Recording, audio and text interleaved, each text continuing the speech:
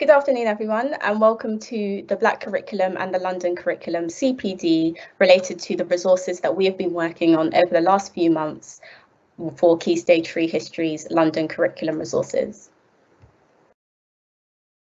I hope they've all had a great day so far, and I hope that you all gain a lot of information out of this CPD and learn a lot more about how to use these resources in your classroom, but also about the work that we've done on these resources in order to create a more diverse and decolonialised Key Stage 3 history resource for London schools. Just to tell you a bit about the session and how the session will run today, we'll start off by introducing ourselves and introducing the Black Curriculum.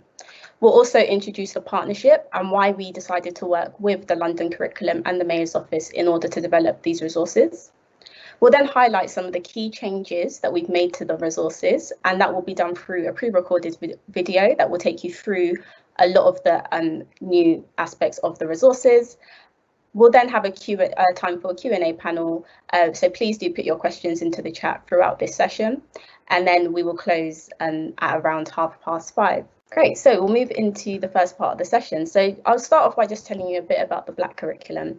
So the Black Curriculum is a social enterprise that was founded in 2019 with the aims of decolonizing the curriculum and embedding Black history within the national curriculum and ensuring that all young people across the country have the ability to learn Black British history through positive teaching, empowering teaching, and through training teachers to be able to impart that knowledge onto young people accurately. We have three key aims at the Black Curriculum. So the first aim is to provide a sense of identity and belonging to young people in the UK.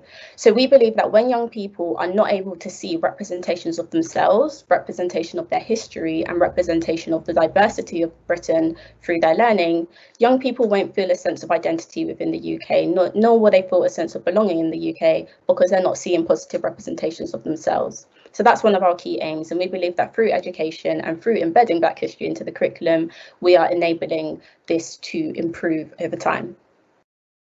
Our second aim is to teach an accessible, educational Black British history curriculum that raises attainment for young people. So as teachers, we all know that when young people do not relate to the curriculum, or when young people do not identify with the curriculum or feel comfortable learning about the curriculum, a young person might disengage, or a young person may not attain as much as they could have. So again, we believe that through diverse teaching and through embedding Black British history, we're more likely to raise attainment in young people as they begin to feel more empowered by their curriculum.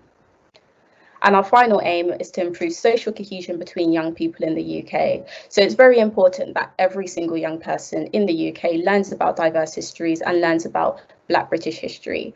By everybody having a better understanding of one another's histories and a better understanding of why the UK is so multicultural, this is likely to improve social cohesion between young people and within society as people have a better understanding and empathy towards one another and each other's histories.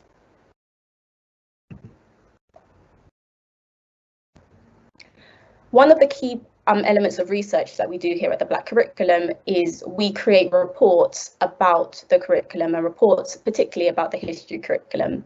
So last year we released our latest report, and in our latest report we looked specifically at the history national curriculum.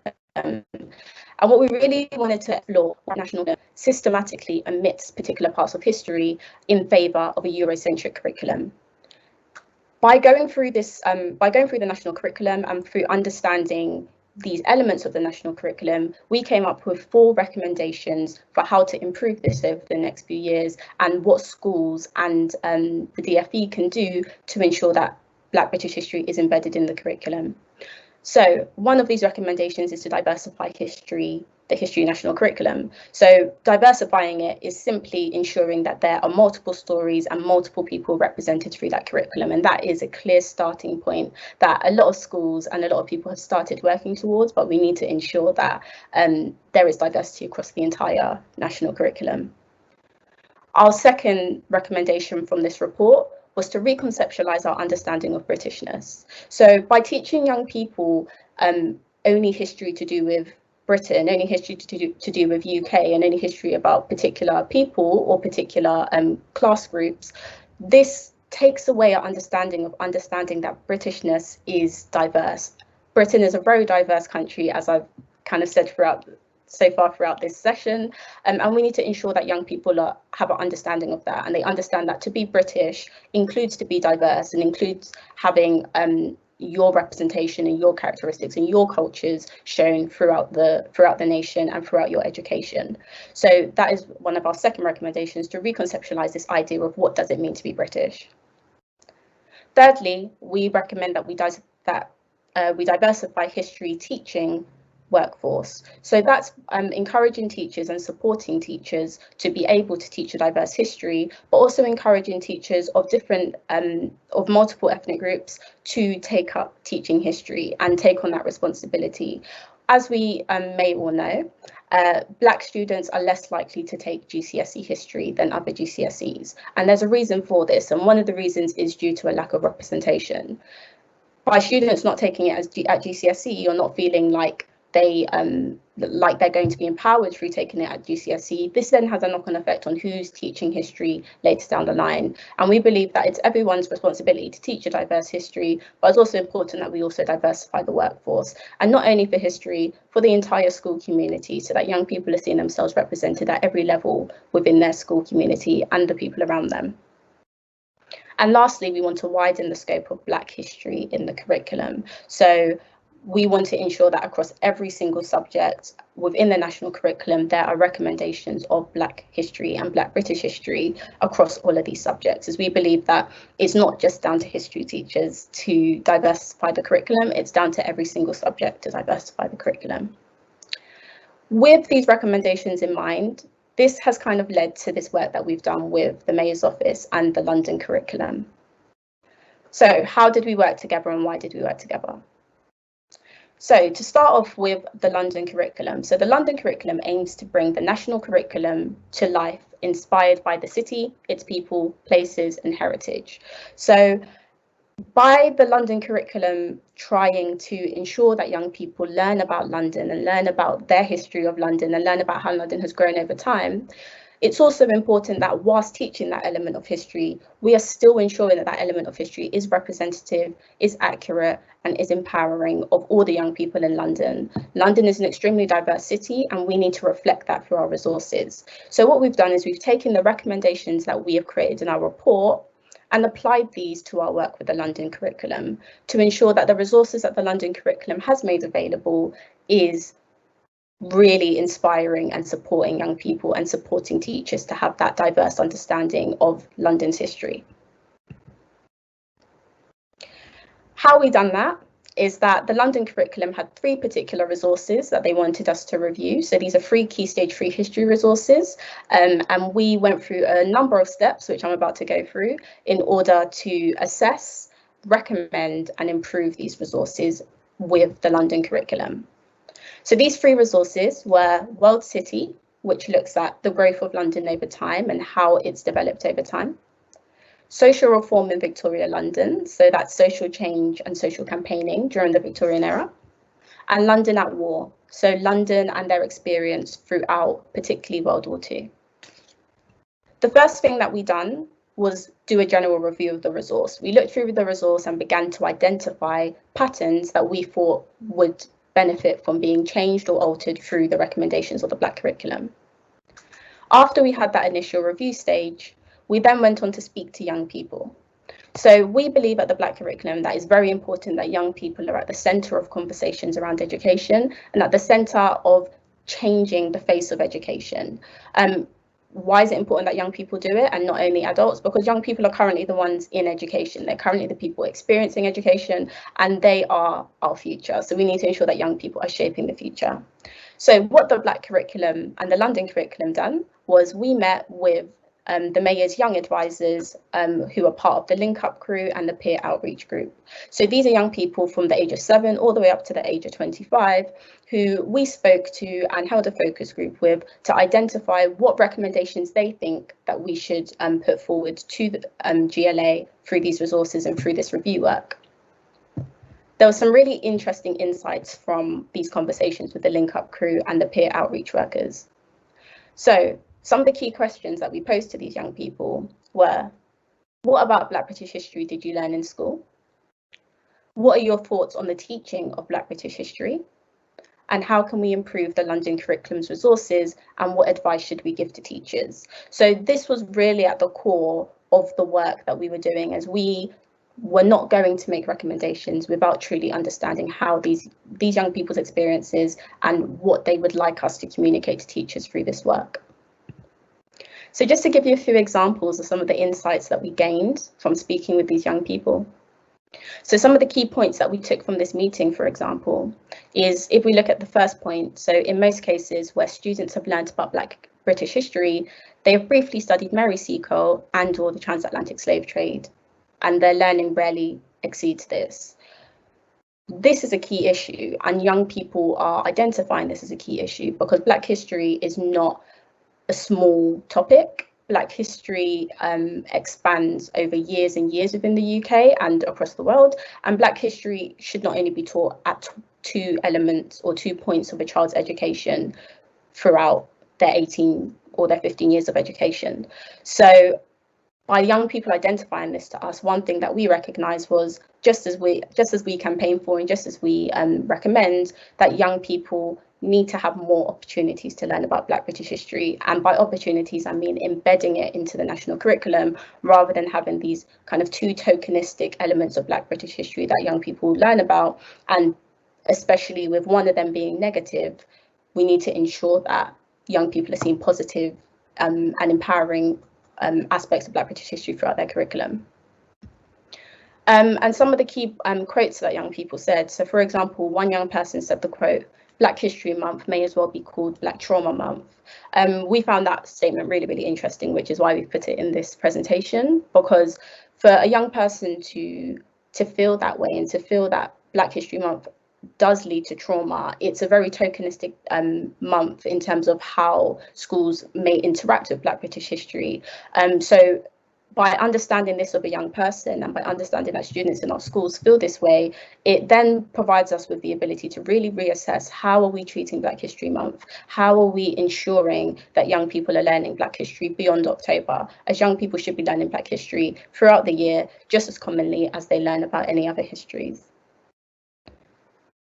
Another great quote that we got, so the last one on the right hand side. So the problem with history is it's littered with negatives, almost 10% more than there are positives. I feel in order to have the time required to teach all the details and reveal the context behind the times, history needs more time to be taught. So again, this is a really interesting insight, because what this young person is saying is actually history is so complex and all that we really learn about is the negatives, but really if we had more time to go through these concepts in more detail, to understand history in more detail, and to understand the connections between different parts of the world in history, then that might provide us the opportunity to talk about more positive elements of history when we are teaching history. And we think that this is very important, that we are really taking that time and that effort to go through the positives and not just focusing on, for example, the transatlantic slave trade. So after we spoke with the young people, we then moved on to identify some of the key issues and areas of improvement. So we used the information that we gained from these young people, along with our own review and our own expertise, to develop 5 key areas that needed some improvement across all 3 resources. So these 3 things included historical omission, representativeness and empowerment, language use, image use, and the sensitivity of the images that we are using within our resources when we're teaching young people, and the activities, sorry.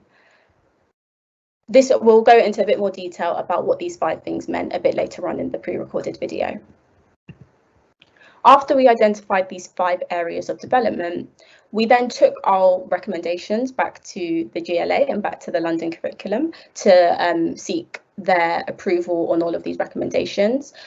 We actually ended up making over 70 comments and over 70 recommendations of things to be altered within the resources, and GLA accepted 100% of those recommendations that we put forward, showing clear synergy between all of our goals and all of our missions to have a more diverse curriculum and have a more empowering curriculum. Following the review from the London curriculum and the acceptance of our recommendations, we then went on to our research and recreation phase. So during that phase, we looked at all the recommendations that we gave, and we done the background research. We created new resources, we created new text, we identified new images that the London curriculum could then use to improve their resource. So for example, just to name a few, and we'll go into a bit more detail about this in the video later, we, for example, found artifacts that illustrate that there were Black people present during Roman Britain, and we gave those examples and put those into the resources. For example, we've also added more recommended reading for teachers, because young people made it clear to us that teachers need the support to learn about these aspects of history. So we also included aspects of that within the resource.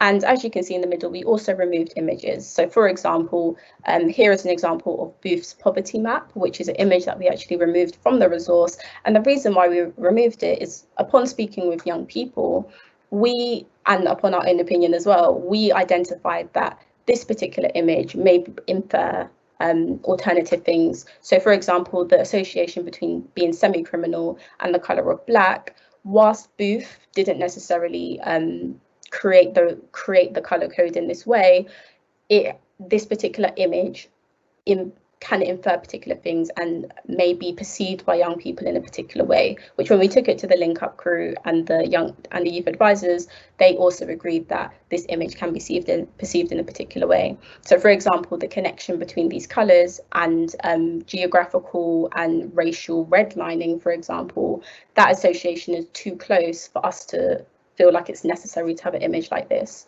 This will be explained in a lot more detail in our video. So as you can see at the bottom of the screen, we went through these 5 steps, and we're now here where we're now delivering a CPD to explain the changes that we've made and how you can utilize these resources within your classroom and Key Stage 3 history teaching. So the next thing that we're going to do is we're now going to move on to the pre-recorded video. So within the pre-recorded video, we're going to explain some of these key changes, and we're going to explain how you can utilize these resources in your classroom.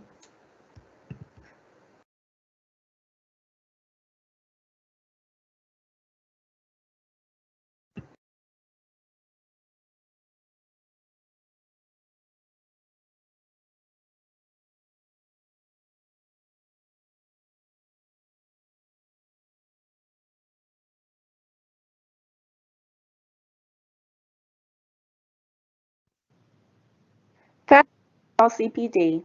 During this session, we'll be exploring 3 Key Stage 3 history resources from the London curriculum. First, we'll explore the World City resource. This resource investigates key periods in London's history and ways in which London has been shaped and enriched by its links to the rest of the world throughout its 2,000-year history. This resource supports the requirement of the Key Stage 3 national curriculum to study ideas, political power, industry and empire in 1745 to 1901 Britain. Next, we'll look at the London at War resource. This resource focuses on World War II, studying the enormous impact on the physical landscape of London and the lives of Londoners. This supports the requirement of the Key Stage 3 national curriculum to study challenges for Britain, Europe and the wider world in 1901 to present day. Lastly, we'll explore the social reform in Victorian London resource. This investigates the enormous impact of the Victorian era on London, Londoners and social issues. This unit supports the requirements of the Key Stage 3 national curriculum. Students should be taught about ideas, political power, industry and empire in Britain between 1745 and 1901. All 3 resources have a similar layout, making it easy and accessible for teachers to use across a number of lessons. Each resource begins with information about the London curriculum, the Black curriculum, and this collaboration. We have also highlighted the key changes made to each resource, as well as some recommended reading and tips throughout the resource for teachers to continue their learning and explore topics in further depth. Each resource contains 4 different lessons, as well as recommendations for places to visit with students. Every lesson comes with an overview and lesson objectives, resources, and a list of other resources that may be useful during the lesson. There is also a useful key language list at the beginning of each lesson, which you may also want to adapt to create homework activities or additional class activities, such as match the terms. For every lesson, there is a recommended starter, main, plenary, and homework task, all of which includes notes for differentiation. During the Black Curriculum's review of these resources, we identified 5 key categories of improvement. 1. Historical omission. Are there aspects of London's history and the impact of London's growth on its citizens and the rest of the world that have been ignored? 2. Representativeness and empowerment. Are students able to see positive stories, case studies, and role models of Black British people within this resource? 3. Language use. Is the terminology used appropriate, or may some terms be offensive? 4. Image use. May any of the images be traumatizing or indirectly offensive to students or particular cultural groups? And 5. Sensitivity of learning activities. Do the activities included allow for sensitive topics to be explored in an empowering way? Whilst exploring these resources, we'll show you some of the features that we identified in each resource and the changes that we've made to it. We'll also give a few tips on how to deliver these aspects of the lessons with sensitivity, encouragement, and historical accuracy. So let's start with the World City resource. Many of us are unaware that Black people lived in Roman London and that areas of North Africa were very important parts of the Roman Empire. We have provided new information about the link between Africa and the Roman Empire and given examples of the evidence that shows this. What was known as Afri to the Romans was actually only part of North Africa. Afri was the second wealthiest province in the western part of the Roman Empire. The Romans called the area Afri after the people who lived there when the Romans arrived. Studies of Roman remains in the UK have found remains of Black African people living in London during this time. For example, the Lant Street teenager was a 14-year-old Roman girl who lived in London for at least 4 years. There is also evidence that people have moved between Afri and London from other artefacts found in London, as you can see here. Here is Lant Street now, which is situated in Southwark. Within this resource, we also made a few changes to the activities recommended. For example, just one of the activities focused on the benefits of having an empire for trade for the Romans. However, we identified the missed opportunity to also support students to critically think about the negative effects that the Roman Empire may have had on the countries and areas, such as Afri, that they invaded.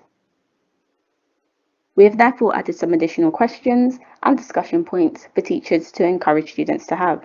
You can find several reworded and recreated activities throughout these resources.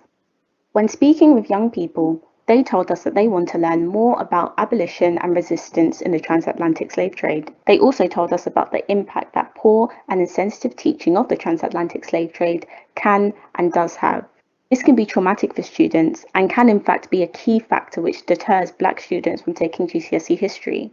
We listened to the youth and ensured that teachers were provided with more information about the transatlantic slave trade, examples on how early connections to enslavement of people has led to long-term success of some British organisations, and key stories of abolition. As you can see, we have also provided additional reading and resources and key tips for teachers. Some of our key tips include allowing students to leave the classroom if they feel uncomfortable whilst learning about the transatlantic slave trade, but also reminding teachers that slavery is a very small part of African, Caribbean and Black history. If the transatlantic slave trade is your first instance of teaching Black history, or the aspect of Black history which takes up most time, then this needs to change. Perhaps teach students about the history, wealth and success of a few of the African kingdoms before the transatlantic slave trade. Lastly, the use of language is just as important as the information we give to students. For example, we have changed the term slaves to the more appropriate terms such as enslaved people throughout the resource. The use of slaves to refer to individuals who were taken into the transatlantic slave trade is dehumanizing and minimizes individuality. It also does not reflect the forcible nature of slavery as an action enforced onto another person. We've included additional key terms across resources and corrected faulty language. In the second resource, London at War, one of the key things that we noticed was there was an omission of the contributions of Black people to the war effort. Due to the information, resources, and images used throughout the resource, there was no indication of any type of multiculturalism within London during the World Wars. The contributions of Black people and British colonies during world wars is often ignored and omitted when teaching about war. We have highlighted the significance and importance of Black people and people from British colonies in the war effort. Even when working, fighting, and protecting Britain together, Black service people continue to experience racism from colleagues. We've included information about this in the resource too. Again, within this resource, we identified missed opportunities to expand on history and to include omitted aspects of history.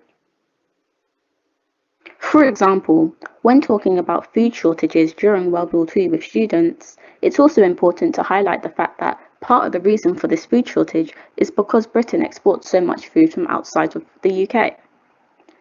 This can support students to understand that Britain is part of a worldwide ecosystem which for years has benefited from the support of other nations.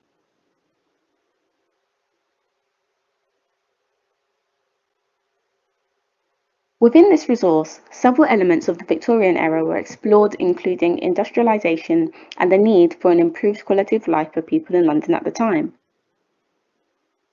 To begin, we have placed greater emphasis on the importance of colonisation for the success of Britain's industrialisation. Without resources sent from overseas territories, Britain would have been unable to build London and an industrial empire at the speed and scale in which it did. We've highlighted this connection at the beginning of the resource and recommend that teachers provide students with this background of knowledge, which will in turn support students to understand the historical links and the timeline of change in Britain and London. One image that was removed from this resource was that of Charles Booth's poverty map.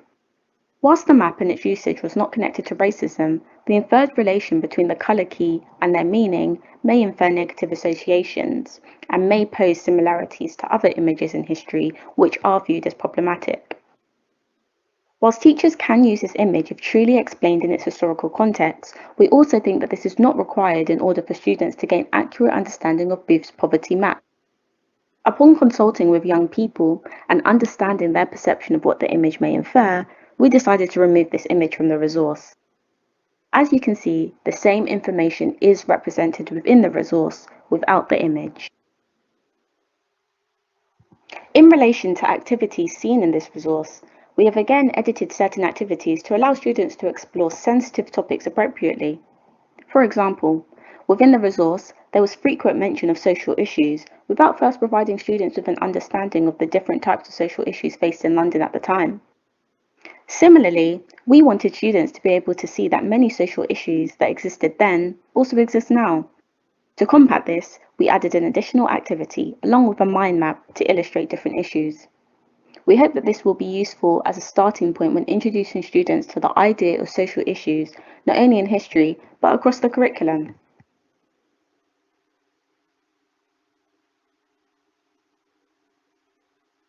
We have also changed a number of activities originally featured within the resource to ensure that sensitivity to economic differences between students is maintained when exploring poverty and perceptions of affluence.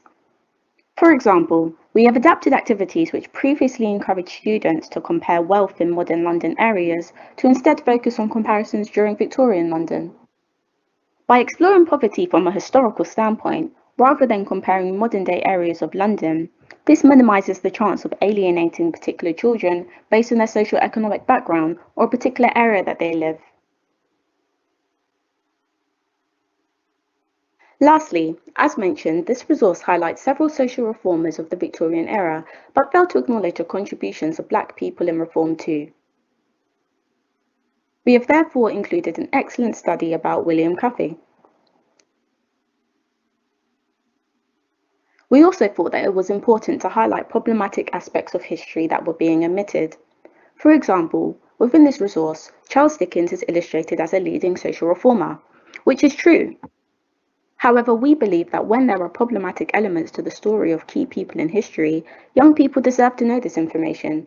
This is why we have added some additional information about the darker side of Charles Dickens, allowing teachers to explore this truthfully with young people.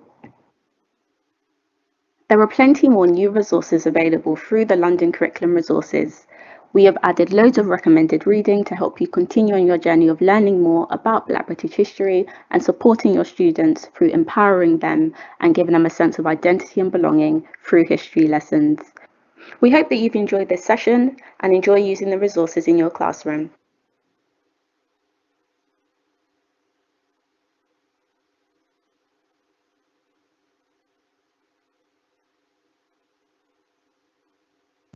So I hope that video was useful. And as I mentioned at the beginning, this video will be available via the London Curriculum's website shortly, and you will be emailed with further information once that is available. So next, we're going to move on to the Q&A segment of this session. So thank you for everyone who has published some questions into the Q&A. And if you do have any more questions, please do add them, and we will endeavour to answer them during the Q&A segment as well. Hello everyone, my name's Dan Rosen and I'm the Mayor's London Curriculum Manager. I wanted to say, first off, just to say a huge thank you to Natalie for today's event and all the amazing work that the Black Curriculum team have done over the past few months. As you will have all seen, we've been able to make some incredibly positive changes to our history resources. And we really hope that this will inspire others to take a fresh look at their own curriculum and lesson plans. And I really hope that the resources will help support your teaching of Black history across the entire academic year and not just in Black History Month. So as Natalie said, she's kindly agreed to field some questions today, and I can see we've got a few already. We'll try to get through as many as we can in the time that we've got. So let me just have a quick look at what's been published so far. Okay, so first question, Natalie. What has the Black Curriculum found most challenging about its campaign so far? Yeah, thank you for that question. A really interesting question. Anytime I talk about the challenges, I always want to start with the positives. So the fact that so many people are, wanting to change their curriculum and realizing why it is so important to embed diversity and embed Black British history has been a massive benefit and has supported us in our campaign by ensuring that schools are making those changes and that young people are receiving the benefits of those changes. And a lot of how we do that is through our work, such as our teacher training and so on and so forth.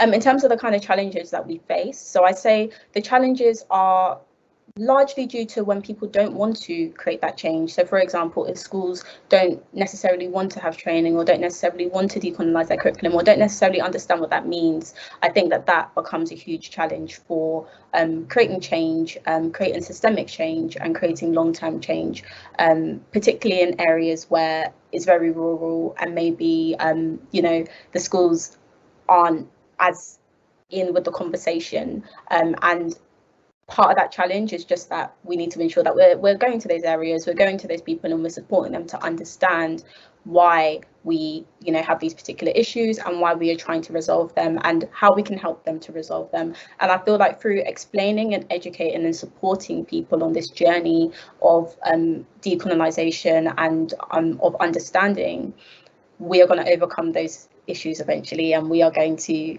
hopefully be successful in embedding Black British history into the national curriculum and ensuring that young people across the country and across the world are having a fair, accurate, representative and empowering education across every single subject. Thanks, Natalie. You talked a bit about rural schools and or people that might be a bit isolated.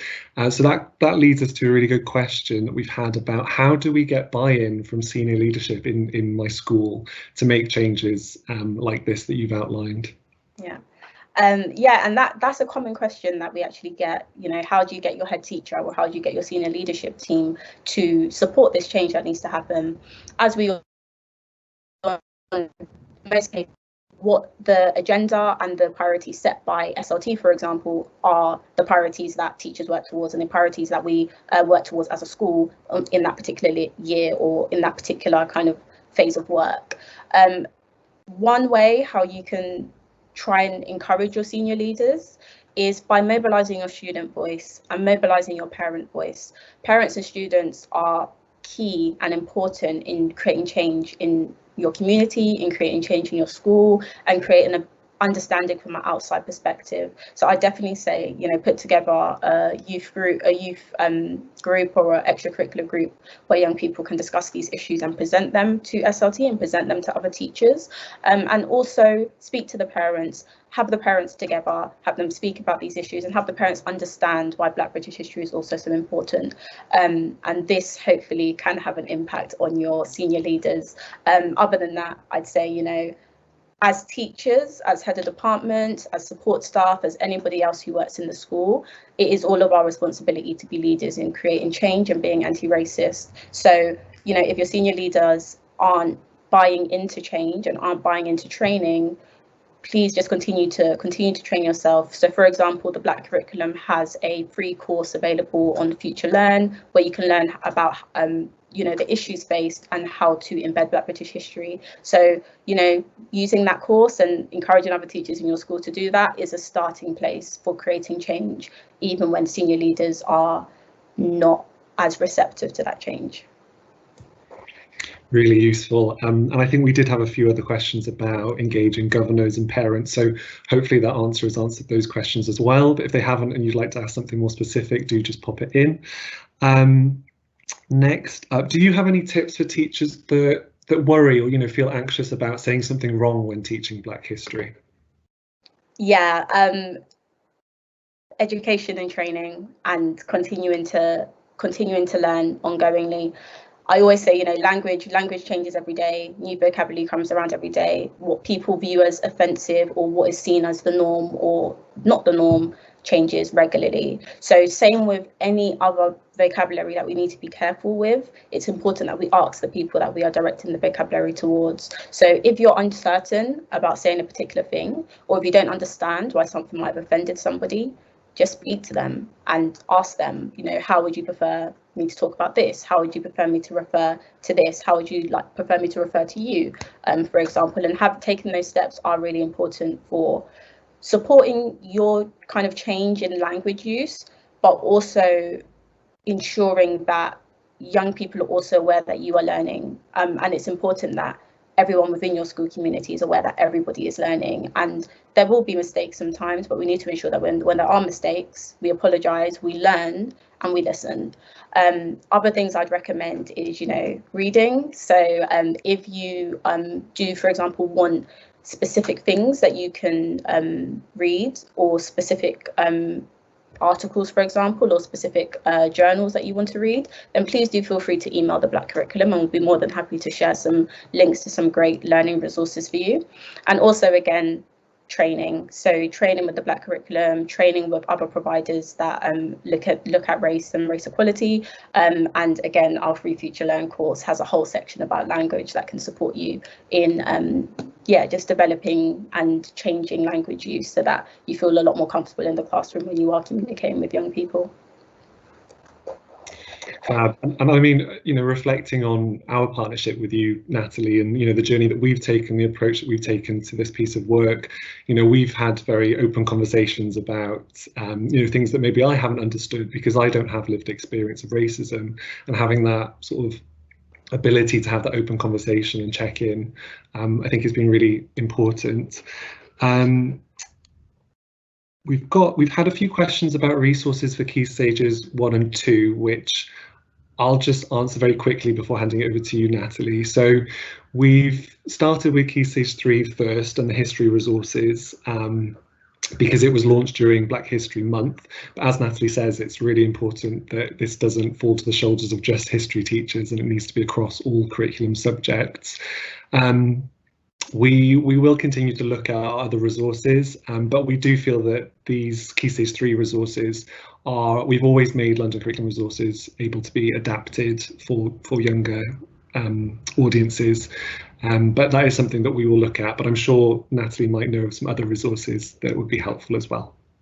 Yeah, there's loads of brilliant resources out there on the internet, on TES, on the Black Curriculum's website, and over the coming weeks there'll be a lot more information about resources accessible to different key stages from the Black Curriculum. So please do follow our socials so that you're made aware when those resources become available. Also, there's a lot of our great websites, so websites that teach Black British history, websites that teach diverse histories.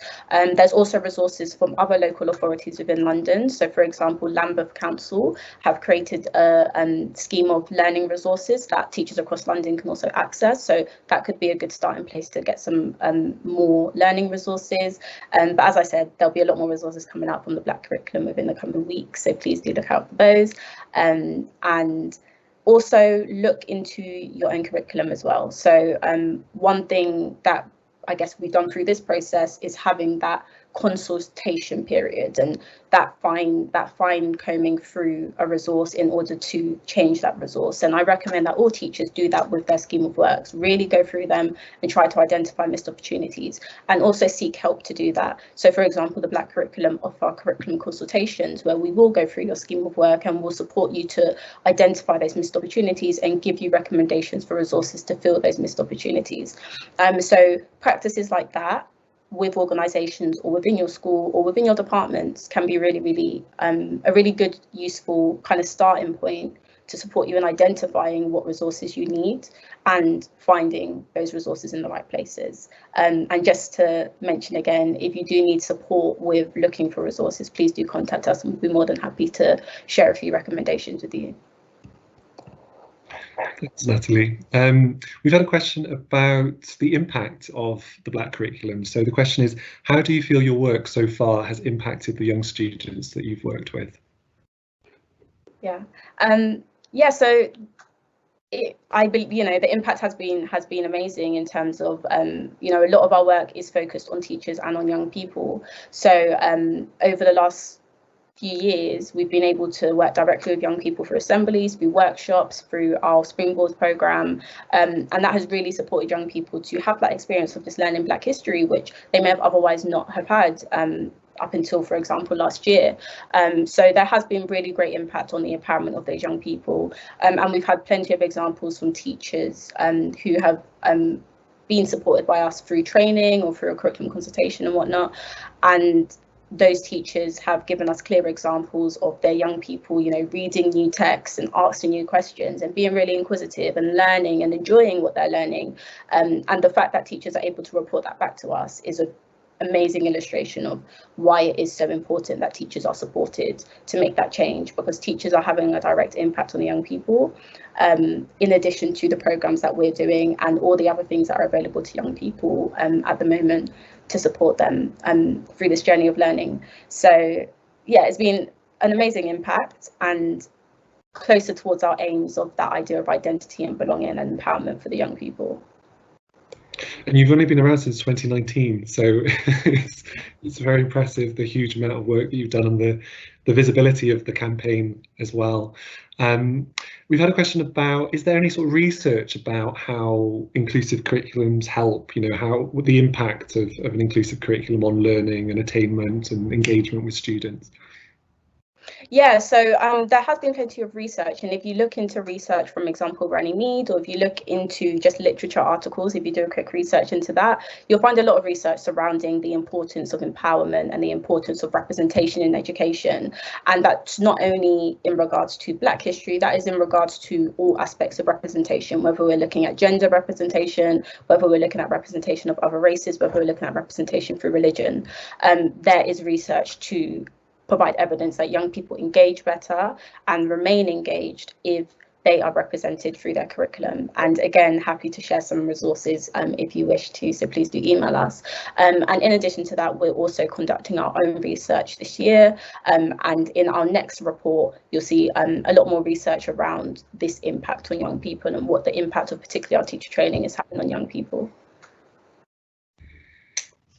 Fab, thank you. We've had some really nice comments just briefly, saying that the session's been really informative. Thanks for going into such detail about how and why you made these important changes. That's really nice to hear. Christine has also said about, this is an extraordinary body of work and act of reform. Are you planning to continue to embed consultation with children and young people when it comes to reforming and evolving our curriculums? Absolutely, yeah. Young people, as I said, young people empowerment is at the core of what we do. We're trying to empower young people, so young people will continue to be part of that process. One of the kind of exciting things that are coming up are our National Ambassador Scheme, and through our National Ambassador Scheme, we'll be working with children nationwide to support them to elevate their voices to create change within their schools. So by supporting young people through that way and mobilizing change through young people, we're going to continue to be elevating their voices whilst also giving them skills and a certificate and future life opportunities that we were going to provide through this particular scheme. We've also had a question about Caribbean history. I wonder if you could sort of delve into how that's been included either in this piece of work or in other pieces of work that you've done. Yeah, in this piece of work, Caribbean history has been included through, for example, recognition of how Caribbean countries supported in World War II, for example, and really highlighting that element of history that is often omitted when we learn about war in history. Other than that, when we talk about Black history, we're talking about the entire diaspora. We're talking about all aspects of Black history, and also specifically Black British history. And Caribbean history is such an important and rooted part of that. So yeah, Caribbean history, we're always trying to teach it. And when we support teachers through curriculum consultations, for example, that is naturally part of any aspect of decolonizing the curriculum or any aspect of teaching Black British history, because as I said, Caribbean history is so vital and important to British history as well. Hope that answered your question. Had another really nice, not a question, but just saying thank you for this work, that it's really thoughtful in the way that you've engaged students and teachers to support and challenge our thinking. I think it's really valuable and has a powerful impact in school. Christina has asked, what are the plans to embed this type of curriculum and resource through the national curriculum? Just saying that the ecology present within the histories present is great, and shows them. So I think the question's about how through this piece of work we've been much more empathic, insightful and accurate portrayal of history. So how are we going to take that to a sort of a national level with the national curriculum? Yeah, so part of doing that is really going through the national curriculum and identifying, as I said, those missed opportunities and identifying areas in which maybe we're not being as transparent with kids as we should be, or we're not talking about the link of a particular history to a past history. And when we talk about history, we talk about all subjects, because in order to understand music, it's history. In order to understand art, it's history. In order to understand geography, it's history. So our plans are to continue working across the curriculum, across all subjects, supporting teachers with curriculum consultations across all subjects as well, to ensure that Black British history is embedded across every single subject, which we think, as I said, is very important. It's not just down to history teachers, it's down to every single person that works with a young person. Absolutely, and that leads to another question from Christina about how do we support work across different subjects, and would you be able to provide any sort of examples where you've embedded Black history into art or STEM subjects? Yeah, absolutely. And again, I'll go back to our curriculum consultations. So when we do curriculum consultations, it is across any subject. And for example, I recently done a curriculum consultation related to geography, for example. And during that curriculum consultation, you begin to identify elements in terms of, we're talking about a particular country. How can we talk about the people? How can we talk about the experiences? How can we talk about their connection to other parts of the world? When we look at things like fair trade, how can we ensure that the ecosystem of fair trade across the world is really being explained and established to young people from young, so they understand this whole process and understand how it impacts other people? When we talk about global climate change, for example, we ensure that we're encouraging teachers to talk about how global warming is impacting different parts of the world in different ways and different people, and how the poorest people in the world are probably being impacted in a very different way to how the richest people in the world are currently being impacted, and ensuring that those connections across the world and across people and across experiences is really, really elevated regardless of the subject. And then when we look at things like art and music, of course, we're looking at influential people, we're looking at influential design, influential style, influential culture that has shaped what music and art is today. And that is how we kind of process every subject that we look at. We look at how can we take those missed opportunities and turn them into opportunities for the teachers to teach Black history. Thank you. So we're coming to sort of an end of the questions. We do have some time left, so if anybody has any further questions, do get them in now. Otherwise, we'll draw it to a close a bit earlier than scheduled. But we had a really good question about teaching, Black British history in classrooms. How do we do that without tokenizing it? Yeah, embedding. Embedding is the ultimate way to not tokenize. When we talk about tokenizing, is often that the only time children really learn about Black history is in Black History Month, or when they do learn about Black history, or when the teacher does try to teach Black history, it's always about the first person to do something, which is a very tokenistic thing to do, because we don't really talk about the first to do things in relation to a lot of other things. So why is that the default when it comes to teaching Black history? Sorry, I missed the question again. So could you reply the question? I was going into it. No worries. So it's just about embedding Black British history in our classrooms without tokenizing it. Yeah.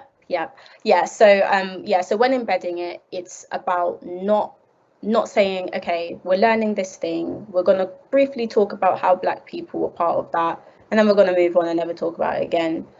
Or we're going to talk about it and I'm never going to assess you on it. I'm never going to expect you to bring it up in an essay. I'm never going to ask you to illustrate this for your work or for your understanding again. And that is a very tokenistic thing to do as well. So we need to ensure that when we are teaching Black history, we're teaching it as if it's part, and it is part of every other element of what we teach, and we're using the same pedagogy, we're using the same effort, we're using the same research and the same time that we use to teach those elements. One example that I always give to, for example, primary teachers, because primary teachers sometimes find it quite hard to embed Black history into science, for example, I say to them, young people at that age, a lot of their learning is through observation, is through visual. So let's have the visuals around the classroom, and let's have it there all year. Let's not only have a display in October, let's not only have an assembly in October, let's include Black history and Black British history within British history. And that's all it is. It's British history, let's teach it like it's British history. Let's not teach it during 1 month of the year. And I say another element of not tokenizing does come with the responsibility of, for example, exam boards. So by us not examining elements of Black history and not seeing elements of Black history as core in order to pass your GCSEs, for example, this creates a tokenization by default, because young people are now left with the understanding of what I learned about Black history isn't actually important. So again, it's about the assessment, but it's about that long-term change. And by us making that change to the national curriculum, by us making that change to the exam boards, by us training teachers to embed Black history into their existing schemes of work, all of that together will lead to the non-tokenization of Black history in the future, which I hope will be the case. I hope that answered the question. Yes, there were some fantastic tips there in terms of pedagogy, in terms of the classroom environment, and also some tips, I think, for central government in terms of the national curriculum and exam boards as well. So, it's thinking about the whole, not just teachers. One last question we had, which is about how the Black curriculum can help schools. They've asked, is there a cost? You mentioned about a free Future Learn course. Obviously, these resources are free to use. Is there any other sort of support that schools can get? Yeah, so in terms of the us looking into existing curriculums and the cost of that, please check out our website and feel free to contact us. If your school is a school with a particularly large group of disadvantaged young people, then we are more than happy to provide discount on our services in order to support your school the best way that we can. So please do just get in touch with us, and we will do everything that we can to support your school. But as Dan just said, yeah, our Future Learn course is completely free. There's a lot of learning that you can do for free through our social media channels and through our website. So please do utilise those resources as well, and please do contact us.